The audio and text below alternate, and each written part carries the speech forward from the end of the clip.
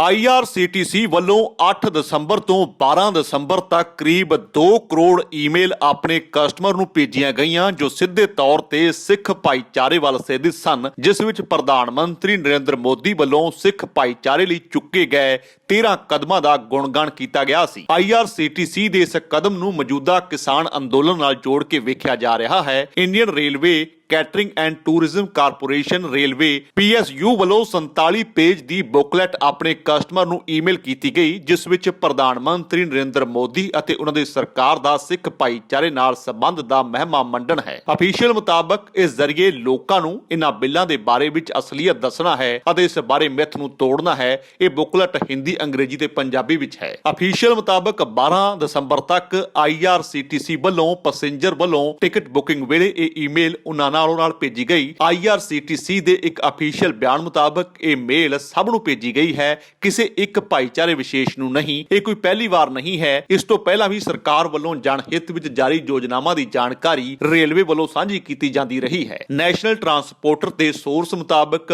IRCTC ਮੁਤਾਬਕ 1 crore 90 lakh email ਮਹਿਜ 5 ਦਿਨਾਂ ਦਰਮਿਆਨ 12 ਅਕਤੂਬਰ ਤੱਕ ਭੇਜੀਆਂ ਗਈਆਂ ਹਨ। ਅਫੀਸ਼ੀਅਲ ਮੁਤਾਬਕ ਇਸ ਵਿੱਚ ਅਸੀਂ ਭੂਗੋਲਿਕ ਤਕਾਜ਼ੇ ਤੋਂ ਕੋਈ ਕਦਮ ਨਹੀਂ ਚੁੱਕਿਆ ਹੈ। ਸਰਕਾਰ ਦੀਆਂ ਲਾਭਪਾਤਰੀ ਯੋਜਨਾਵਾਂ ਦੀ ਜਨਤਕ ਹਿੱਤਾਂ ਵਿੱਚ ਜਾਣਕਾਰੀ ਲਈ ਇਹ ਈਮੇਲ ਤਿਆਰ ਕੀਤੀਆਂ ਗਈਆਂ ਹਨ। ਸੋ ਇਹ ਕਹਿਣਾ ਬੇਬੁਨਿਆਦ ਹੈ ਕਿ ਇਕੱਲੇ ਸਿੱਖਾਂ ਨੂੰ ਹੀ ਈਮੇਲ ਭੇਜੀਆਂ ਗਈਆਂ ਹਨ, ਇਹ ਉਹਨਾਂ ਦਾ ਕਹਿਣਾ ਹੈ। ਹਾਲਾਂਕਿ ਇਸ ਬੁਕਲੈਟ ਤੇ ਨਜ਼ਰ ਮਾਰੀਏ ਤਾਂ 1984 ਸਿੱਖ ਕਤਲੇਆਮ ਵਿੱਚ ਇਨਸਾਫ ਦਾ ਇਸ ਵਿੱਚ ਜ਼ਿਕਰ ਹੈ। FCRA ਰਜਿਸਟ੍ਰੇਸ਼ਨ ਸ੍ਰੀ ਹਰਿਮੰਦਰ ਸਾਹਿਬ, ਜਲਿਆਂਵਾਲਾ ਬਾਗ ਮੈਮੋਰੀਅਲ ਦੀ ਉਸਾਰੀ, ਲੰਗਰ ਨੂੰ GST ਮੁਕਤ ਕਰਨਾ, ਕਰਤਾਰਪੁਰ ਕੋਰੀਡੋਰ ਦੀ ਉਸਾਰੀ ਸਮੇਤ 13 ਅਜਿਹੇ ਕਦਮਾਂ ਨੂੰ ਸਿਲਸਿਲੇਵਾਰ ਇਸ ਬੁਕਲੈਟ ਵਿੱਚ ਦਰਜ ਕੀਤਾ ਗਿਆ ਹੈ ਜੋ ਮੋਦੀ ਸਰਕਾਰ ਦੌਰਾਨ ਕੀਤੇ ਗਏ ਤੇ ਸਿੱਖ ਭਾਈਚਾਰੇ ਨੂੰ ਇਸ ਨਾਲ ਲਾਭ ਹੋਇਆ ਹੈ। ਇਹ ਉਭਾਰ ਕੇ ਪੇਸ਼ ਕੀਤਾ ਗਿਆ ਹੈ, ਜਿਨ੍ਹਾਂ ਵਿੱਚ ਸਰਕਾਰ ਵੱਲੋਂ ਸਿੱਖ ਭਾਈਚਾਰੇ ਲਈ ਕੀਤੇ ਕੰਮਾਂ ਦਾ ਵੱਡੇ ਪੱਧਰ ਤੇ ਗੁਣਗਾਨ ਕੀਤਾ ਗਿਆ ਹੈ। ਇਹ ਬੁਕਲੈਟ ਕੇਂਦਰੀ ਮੰਤਰੀ ਪ੍ਰਕਾਸ਼ ਜਾਵੜੇਕਰ ਅਤੇ ਹਰਦੀਪ ਸਿੰਘ ਪੁਰੀ ਵੱਲੋਂ 1 ਦਸੰਬਰ ਗੁਰੂ ਨਾਨਕ ਸਾਹਿਬ ਦੇ ਪ੍ਰਕਾਸ਼ ਪੁਰਬ ਮੌਕੇ ਜਾਰੀ ਕੀਤੀ ਗਈ, ਜਿਸ ਤੋਂ ਬਾਅਦ ਰੇਲਵੇ ਵੱਲੋਂ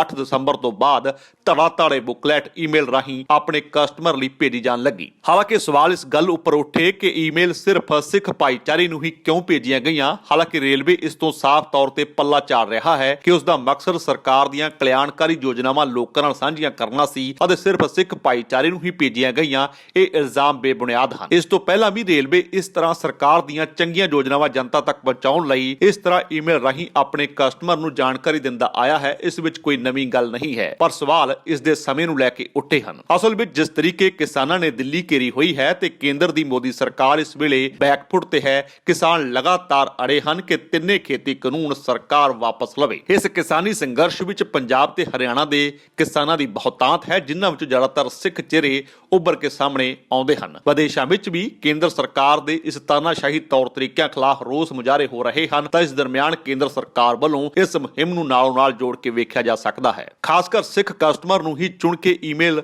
ਭੇਜਣ ਨੂੰ ਲੈ ਕੇ ਸਵਾਲ ਉੱਠੇ ਹਨ। 5 ਦਿਨਾਂ ਦਰਮਿਆਨ IRCTC ਵੱਲੋਂ ਕਰੀਬ 2 ਕਰੋੜ ਈਮੇਲ ਪ੍ਰਧਾਨ ਮੰਤਰੀ ਨਰਿੰਦਰ ਮੋਦੀ ਦੇ ਸਿੱਖ ਭਾਈਚਾਰੇ ਨਾਲ ਚੰਗੇ ਸੰਬੰਧਾਂ ਨੂੰ ਦਰਸਾਉਂਦੇ ਮੇਲ ਕੀਤੇ ਗਏ, ਜਿਸ ਵਿੱਚ ਕੇਂਦਰ ਦੀ ਮੋਦੀ ਸਰਕਾਰ ਵੱਲੋਂ ਸਿੱਖ ਭਾਈਚਾਰੇ ਲਈ ਚੁੱਕੇ 13 ਅਹਿਮ ਕਦਮਾਂ ਦਾ ਗੁਣਗਾਨ ਹੈ। ਹਾਲਾਂਕਿ ਰੇਲਵੇ ਨੇ ਇਸ ਗੱਲ ਤੋਂ ਇਨਕਾਰ ਕਰ ਦਿੱਤਾ ਹੈ। ਉਹਨਾਂ ਵੱਲੋਂ ਈਮੇਲ ਸਿਰਫ ਸਿੱਖ ਭਾਈਚਾਰੇ ਨੂੰ ਹੀ ਭੇਜੇ ਗਏ, ਇਹ ਬਿਲਕੁਲ ਨਿਰਾਧਾਰ ਹਨ, ਇਹ ਰੇਲਵੇ ਦਾ ਕਹਿਣਾ ਹੈ। ਰੇਲਵੇ ਇਸ ਤੋਂ ਪਹਿਲਾਂ ਵੀ ਇਸ ਤਰ੍ਹਾਂ ਸਰਕਾਰੀ ਸਕੀਮਾਂ ਬਾਰੇ ਜਾਣਕਾਰੀ ਲੋਕਾਂ ਤੱਕ ਪਹੁੰਚਾ ਚੁੱਕਾ ਹੈ। ਇਸ ਨੂੰ ਮੈਚ ਸਿੱਖ ਭਾਈਚਾਰੇ ਨਾਲ ਨਾ ਜੋੜਿਆ ਜਾਵੇ। ਜ਼ਿਕਰੇ ਖਾਸ ਹੈ ਕਿ ਦਿੱਲੀ ਦੀਆਂ ਸਰਹੱਦਾਂ ਤੇ ਲਗਾਤਾਰ ਕਿਸਾਨ ਅੰਦੋਲਨ ਜਾਰੀ ਹੈ। ਇਸ ਦਰਮਿਆਨ ਵੱਡੇ ਪੱਧਰ ਤੇ ਕਿਸਾਨ ਜੁੜਨੇ ਸ਼ੁਰੂ ਹੋ ਚੁੱਕੇ ਹਨ ਤੇ ਲਗਾਤਾਰ ਜੁੜਦੇ ਜਾ ਰਹੇ ਹਨ, ਜੋ ਕੇਂਦਰ ਸਰਕਾਰ ਤੇ ਇੱਕ ਵੱਡੇ ਦਬਾਅ ਦਾ ਕੰਮ ਕਰ ਰਹੇ ਹਨ। ਦਿੱਲੀ ਜੈਪੁਰ ਹਾਈਵੇ ਵੀ ਰੋਕ ਦਿੱਤਾ ਗਿਆ ਹੈ ਤਾਂ ਇਸ ਦਰਮਿਆਨ ਸਰਕਾਰ ਤੇ ਚੌਤਰਫਾ ਦਬਾਅ ਵਧਿਆ ਹੈ। ਦਿੱਲੀ ਚਾਰੇ ਪਾਸਿਓਂ ਘੇਰੀ ਜਾ ਚੁੱਕੀ ਹੈ ਤਾਂ ਸਰਕਾਰ ਇਸ ਦਰਮਿਆਨ ਫਸੀ ਹੋਈ ਮਹਿਸੂਸ ਕਰ ਰਹੀ ਹੈ। ਇਸ ਦਰਮਿਆਨ ਕਦੇ ਇਸ ਸੰਘਰਸ਼ ਨੂੰ ਖਾਲਿਸਤਾਨੀ, ਕਦੇ ਵੱਖਵਾਦੀ, ਕਦੇ ਪਾਕਿਸਤਾਨੀ ਤੇ ਕਦੇ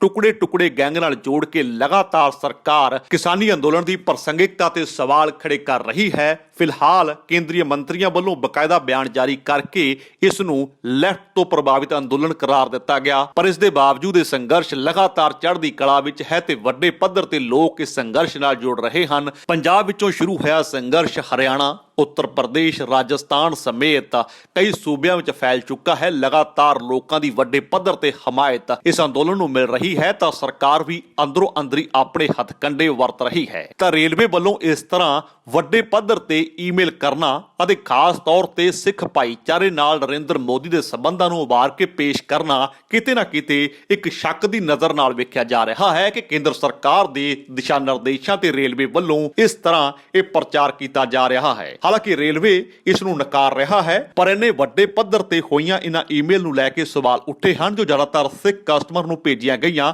ਹਾਲਾਂਕਿ ਰੇਲਵੇ ਦੀ ਦਲੀਲ ਹੈ ਕਿ ਇਹ ਇਕੱਲੇ ਸਿੱਖ ਭਾਈਚਾਰੇ ਨੂੰ ਨਹੀਂ ਭੇਜੀਆਂ ਗਈਆਂ, ਹਰ ਭਾਈਚਾਰੇ ਨੂੰ ਇਹ ਭੇਜੀਆਂ ਗਈਆਂ ਹਨ ਅਤੇ ਅਕਸਰ ਹੀ ਉਹ ਸਰਕਾਰ ਵੱਲੋਂ ਚੁੱਕੇ ਗਏ ਕਲਿਆਣਕਾਰੀ ਕਦਮਾਂ ਦੀ ਜਾਣਕਾਰੀ ਲੋਕਾਂ ਨਾਲ ਸਾਂਝੀ ਕਰਦੇ ਰਹਿੰਦੇ ਹਨ। ਪਰ ਇਸ ਨੂੰ ਇਸ ਕਿਸਾਨੀ ਅੰਦੋਲਨ ਨਾਲ ਜੋੜ ਕੇ ਜਾਂ ਇਸ ਨੂੰ ਸਿਰਫ ਸਿੱਖ ਭਾਈਚਾਰੇ ਨਾਲ ਹੀ ਮਹਿਦੂਦ ਕਰ ਦੇਣਾ ਵਾਜਬ ਨਹੀਂ ਹੈ। ਬਿਊਰੋ ਰਿਪੋਰਟ ਸਿੱਖ ਨਿਊਜ਼ ਐਕਸਪ੍ਰੈਸ। ਜੇਕਰ ਤੁਹਾਨੂੰ ਸਾਡਾ ਇਹ ਉਪਰਾਲਾ ਚੰਗਾ ਲੱਗਾ ਹੈ ਤਾਂ ਇਸ ਨੂੰ ਲਾਈਕ ਕਰੋ, ਸ਼ੇਅਰ ਕਰੋ ਅਤੇ ਸਾਡੇ YouTube ਚੈਨਲ ਨੂੰ ਸਬਸਕ੍ਰਾਈਬ ਕਰੋ।